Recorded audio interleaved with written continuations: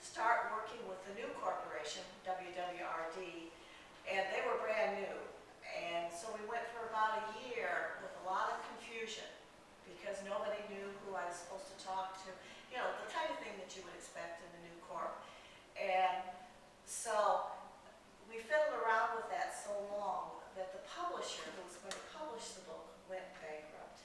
And so I had to start out again and try to find a way to get it published.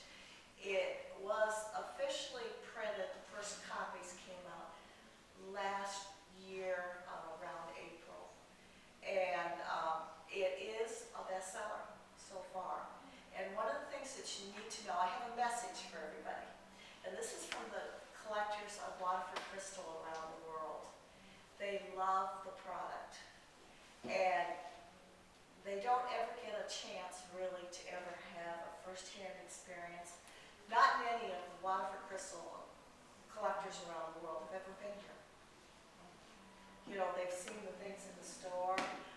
They would have never seen something like a chandelier like that. But they love their crystal. And they basically needed something that was not available. They needed to know the story of the patterns. And this was the most exciting thing for me to run down. You know, because of Dean, he was over in Europe and he brought me home some tall Colleen. And so I had tall Colleen. Well, I knew Colleen was the name of a lady in Irish, so that wasn't so hard. But some of the patterns, the names don't let you know what they're all about. And so one of the interesting things I had to do was to run down what all the names were. Some of them were names of towns. That was fairly easy. Some of them were members of families. You know, the cutter would name it after his daughter.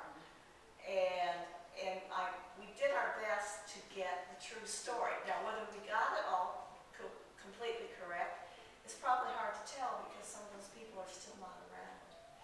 And I have to apologize. I got bronchitis when we arrived in Europe, and so my voice may give out on me, but we'll keep going. Anyway, so the other thing that we had to do was put in the book what the actual patterns looked like. If you go into a store and buy a piece of Waterford crystal, you know, they usually tell you what pattern it is.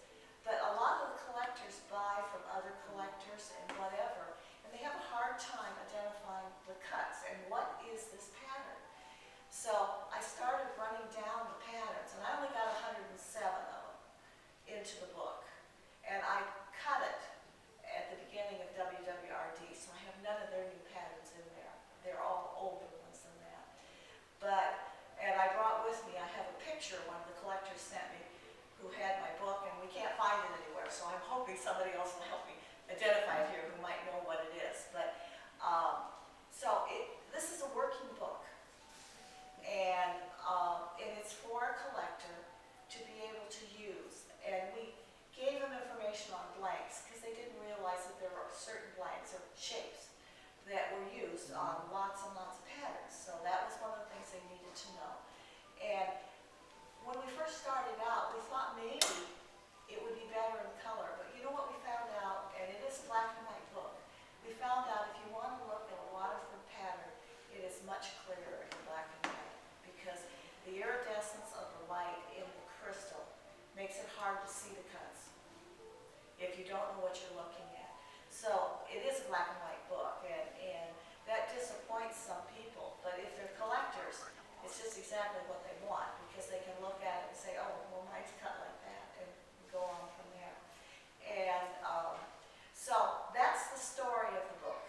It's selling well, and I happen to like Waterford, and I might even write another book so I can come back. But I am a full-time writer, and I love writing.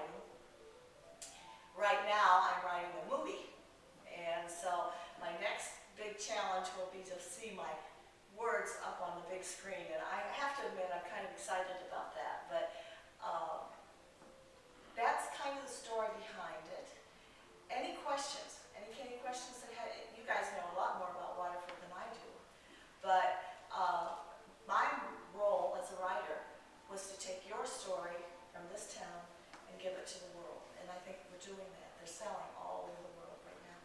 So that's a good thing. And I have been criticized, and it's my choice. I divided it, it doesn't go into the new company. They'll have to get somebody else to write their book. Because 107 patterns was enough to try to run down. And a lot of their new patterns are named after the old patterns, so that makes a difference. And there's a difference in the type of crystal that they're creating also. But there's a market for that too.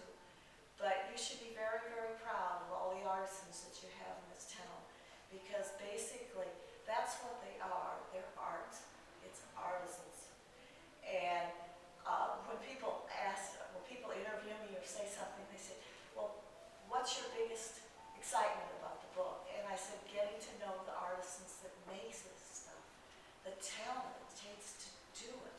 I mean, not only is it hot, the furnace and all that, but it's difficult to do the cutting and to blow it and have it come out the same all the time.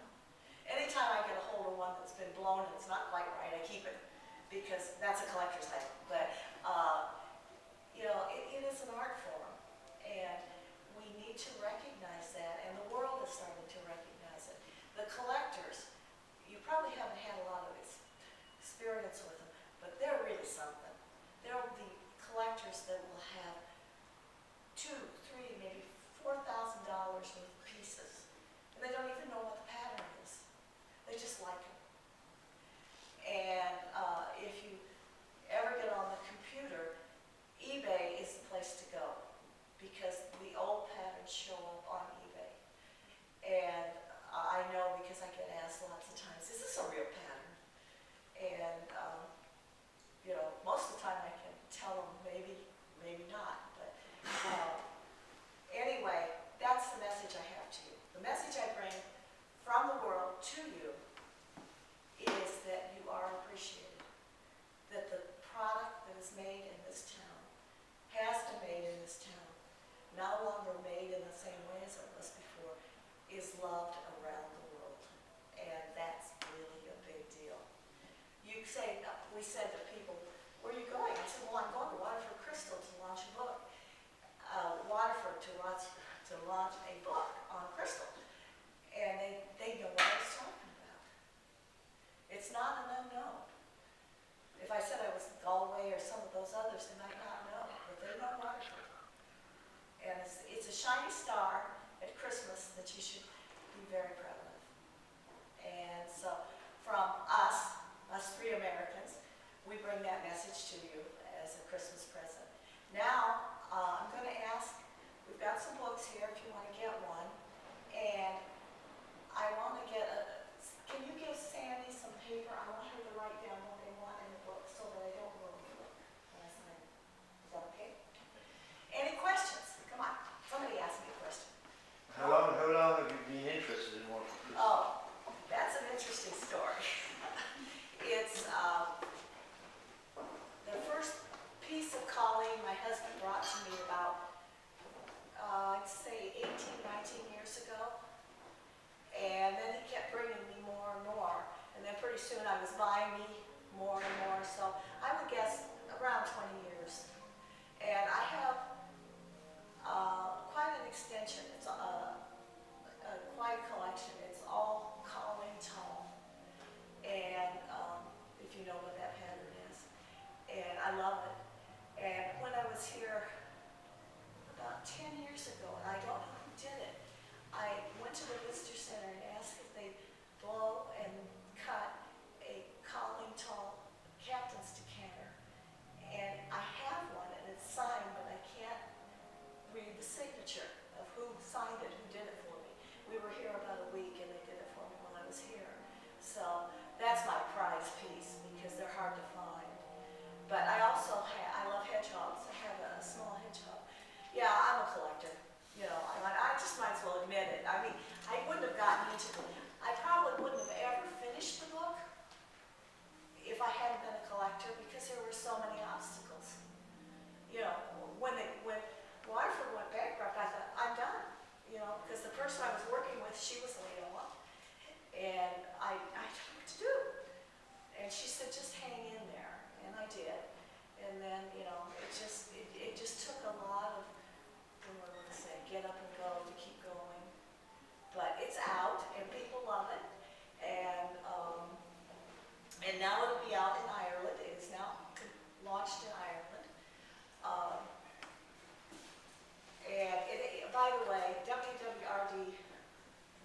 means something to all of you, I'm sure, has completely reviewed the book and put their sign of approval on the content. It's one of the things I had to do legally, because they owned everything at that point. And, but, you know, it was just, I just had to do it. It was the only way I could get it printed. And so, but they are in there, their name is not in there. The book is about the crystal that was done in Ireland, in Waterford. And so, hats off to all of you. Okay, where can I sign? Where would be a good place to do this? Huh? Yes, I will sign it to you. A little bit about the signing, I will sign anything you want on it. But if you're thinking about it as a collector's item or something that you want to pass down to your children, a signed book, most valuable, will be my signature with the date of the launch here in Waterford, without your name or anything. But that's up to you. You may just want me to dedicate it to you and then sign it. But as far as the value of the book, my name